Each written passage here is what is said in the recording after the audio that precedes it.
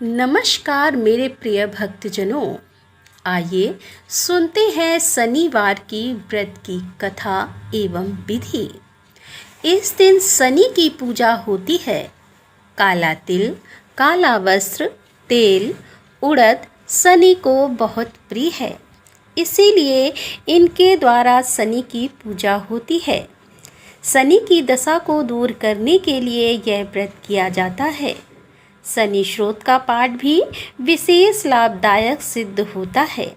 कथा एक समय सूर्य, चंद्रमा, मंगल, बुध, बृहस्पति, शुक्र, शनि, राहु और केतु इन ग्रहों में आपस में झगड़ा हो गया कि हम में सबसे बड़ा कौन है। सब अपने अपने को बड़ा कहते थे। जब आपस में कोई निश्चय ना हो सका तो सब के सब आपस में झगड़ते हुए इंद्र के पास गए और कहने लगे कि आप सब देवताओं के राजा हो, इसीलिए हमारा न्याय करके बतलाओ कि हम सब 9 ग्रहों में सबसे बड़ा कौन है। तब राजा इंद्र इनका प्रश्न सुनकर घबरा गए और कहने लगे कि मुझ में यह सामर्थ्य नहीं है जो किसी को बड़ा या छोटा बतलाऊं। मैं अपने मुख से कुछ नहीं कह सकता। हाँ, एक उपाय हो सकता है। इस समय पृथ्वी पर राजा विक्रमादित्य दूसरों के दुख का निवारण करने वाला है, इसीलिए तुम सब मिलकर उन्हीं के पास जाओ, वही तुम्हारे दुखों का निवारण करेंगे। ऐसा वचन सुनकर सभी ग्रह देवता चलकर भूलोक में राजा विक्रमादित्य की सभा में जाकर उपस्थित हुए और अपना प्रश्न राजा के सामने रखा। राजा उनकी बात सुनकर बड़ी चिंता में पड़ गए कि मैं अपने मुख से किसको बड़ा और किसको छोटा बतलाऊं। जिसको छोटा बतलाऊंगा वही क्रोध करेगा, परंतु उनका झगड़ा निपटाने के लिए एक उपाय सोचा कि सोना, चांदी, कांसा, पीतल, सीसा, रांगा, जस्ता, अभ्रक और लोहा 9 धातुओं के 9 आसन बनवाए। अब आसनों को क्रम से जैसे सोना सबसे पहले और लोहा सबसे पीछे बिछाए गए। इसके पश्चात राजा ने सब ग्रहों से कहा कि आप सब अपने अपने सिंहासन पर बैठिए। जिसका आसन सबसे आगे है वह सबसे बड़े और जिसका आसन सबसे पीछे है वह सबसे छोटा जानिए। क्योंकि लोहा सबसे पीछे था और वह शनिदेव का आसन था, इसीलिए शनिदेव ने समझ लिया कि राजा ने मुझको सबसे छोटा बना दिया है।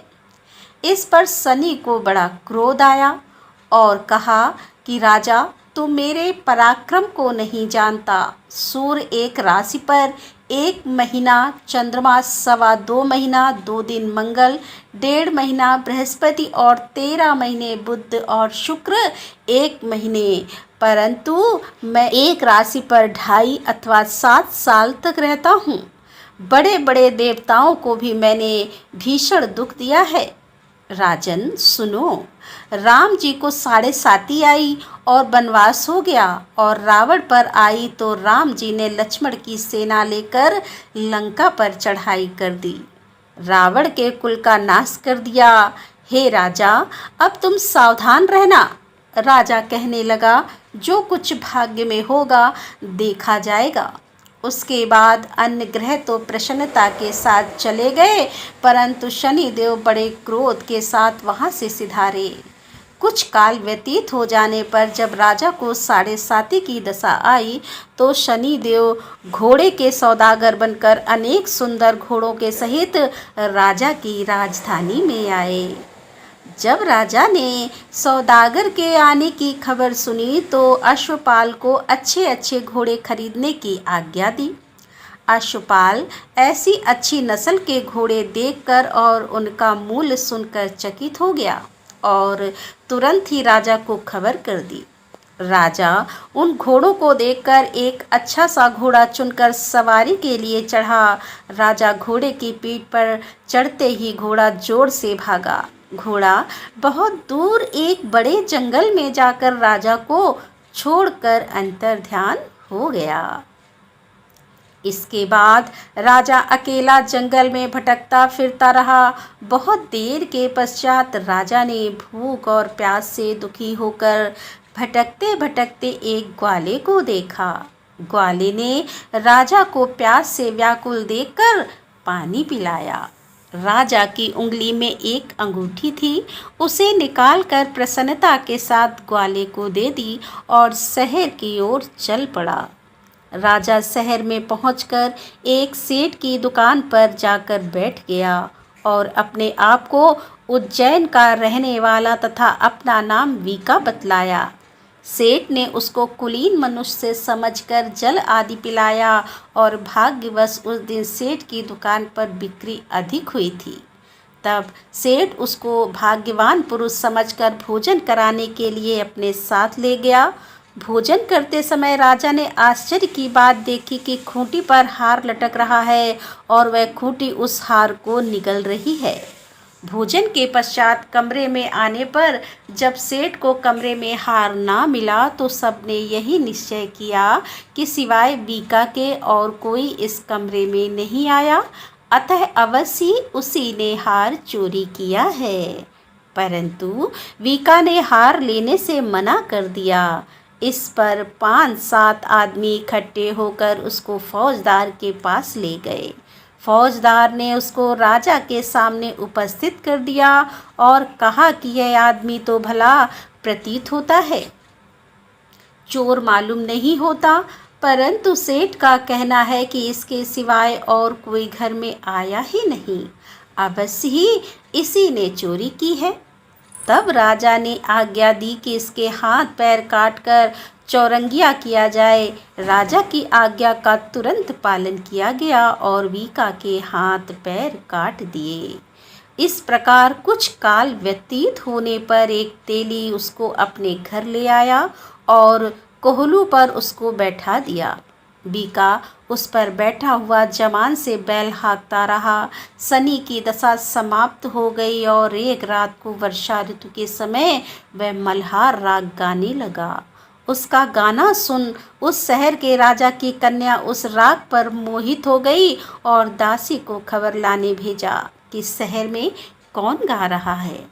दासी सारे शहर में फिरती फिरती क्या देखती है कि तेली के घर में चौरंगिया राग गा रहा है। दासी ने महल में आकर राजकुमारी को सब वृतांत सुना दिया।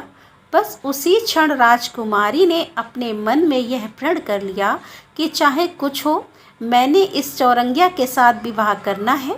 प्रातःकाल होते ही जब दासी ने राजकुमारी को जगाना चाहा तो राजकुमारी अनशन व्रत लेकर पड़ी रही। तब दासी ने रानी के पास जाकर राजकुमारी के ना उठने का वृतांत कहा। रानी ने तुरंत ही वहां आकर राजकुमारी को जगाया और उसके दुख का कारण पूछा।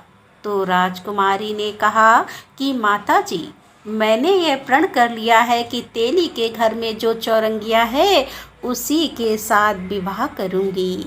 माता ने कहा, पगली, यह क्या बात कह रही है? तुझको किसी देश के राजा के साथ परणाया जाएगा। कन्या कहने लगी कि माताजी, मैं अपना प्रण कभी नहीं तोड़ूंगी। माता ने चिंतित होकर यह बात राजा को बताई। तब महाराज ने भी आकर यह समझाया कि मैं अभी देश के देशांतर में अपने दूत भेजकर सुयोग रूपवान एवं बड़े से बड़े गुणी राजकुमार के साथ तुम्हारा विवाह करूँगा। ऐसी बात तुमको कभी नहीं विचारनी चाहिए। कन्या ने कहा, पिताजी, मैं अपने प्राण त्याग दूंगी, परंतु दूसरे से विवाह नहीं करूंगी। इतना सुनकर राजा ने क्रोध से कहा, यदि तेरे भाग्य में ऐसा ही लिखा है तो जैसी तेरी इच्छा हो वैसा ही कर। राजा ने तेली को बुलाकर कहा कि तेरे घर में जो चौरंगिया है उसके साथ मैं अपनी कन्या का विवाह करना चाहता हूँ। तेली ने कहा कि यह कैसे हो सकता है? कहाँ आप हमारे राजा और कहाँ मैं एक नीच। परंतु राजा ने कहा कि भाग्य लिखे को कोई नहीं टाल सकता। अपने घर जाकर विवाह की तैयारी करो। राजा ने उसी समय तोरण और वंदनवार लगवाकर अपनी राजकुमारी का विवाह चौरंगिया विक्रमादित्य के साथ कर दिया। रात्रि को जब विक्रमादित्य और राजकुमारी महल में सोए थे तो आधी रात के समय शनि देव ने विक्रमादित्य को स्वप्न दिया। राजा, कहो मुझको छोटा बतलाकर तुमने कितना दुख उठाया। राजा ने क्षमा मांगी। शनिदेव ने प्रसन्न होकर विक्रमादित्य को हाथ पैर दिए। तब राजा ने कहा, महाराज मेरी प्रार्थना स्वीकार करें कि जैसा दुख आपने मुझे दिया है ऐसा और किसी को ना दें। शनिदेव ने कहा कि तुम्हारी प्रार्थना स्वीकार है। जो मनुष्य मेरी कथा सुनेगा या कहेगा उसको मेरी दशा में भी कभी किसी प्रकार का दुख नहीं होगा, और जो नित्य ही मेरा ध्यान करेगा, चींटियों को आटा डालेगा, उसके सब मनोरथ पूर्ण होंगे। इतना कहकर शनिदेव अपने धाम को चले गए। राजकुमारी की आंख खुली और उसने राजा के हाथ पांव देखे तो आश्चर्य को प्राप्त हुई। उसको देखकर राजा ने अपना समस्त हाल कहा कि मैं उज्जैन का राजा विक्रमादित्य हूँ।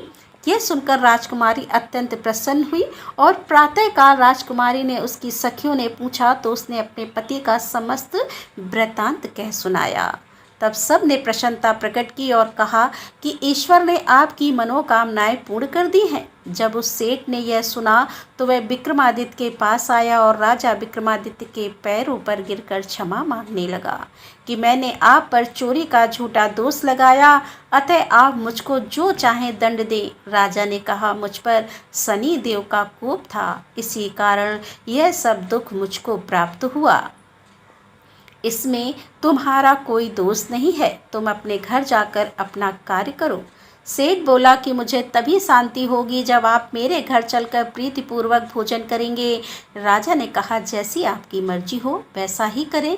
सेठ ने अपने घर जाकर अनेक प्रकार के सुंदर भोजन बनवाए और राजा विक्रमादित्य को प्रीति भोज दिया। जिस समय राजा भोजन कर रहे थे एक अत्यंत आश्चर्य की बात सबको दिखाई दी। जो खूंटी पर पहले हार निकल रही थी वह अब हार उगल रही थी।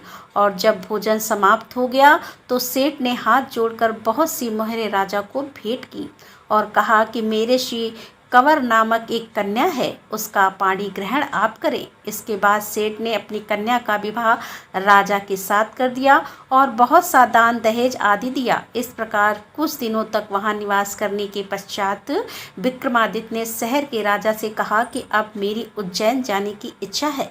फिर कुछ दिन के बाद विदा लेकर राजकुमारी मन भावनी सेठ की कन्या श्री कंवरी तथा दोनों जगह के दहेज में प्राप्त अनेक दास दासी रथ पालकियां सहित विक्रमादित्य उज्जैन की तरफ चले।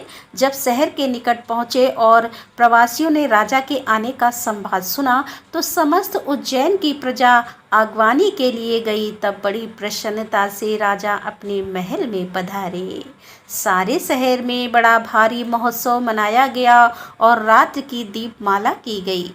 दूसरे दिन राजा ने शहर में यह सूचना कराई कि शनिश्चर देवता सभी ग्रहों में सर्वोपरि है।